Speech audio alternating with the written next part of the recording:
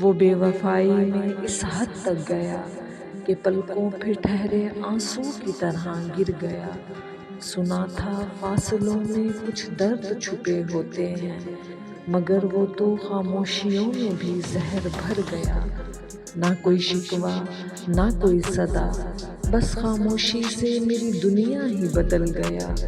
میری آنکھوں کی روشنی، میرے خوابوں کا رنگ، میرے لفظوں کا مفہوم تک چھین کر گیا۔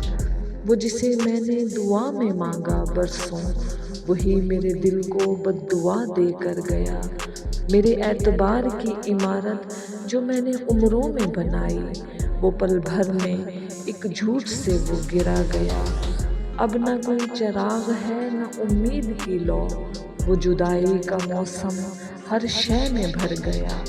میں نے سوچا تھا زندگی کا محور وہی شخص ہوگا، مگر وہ تو کہانی کا سب سے تلخ ورق نکلا۔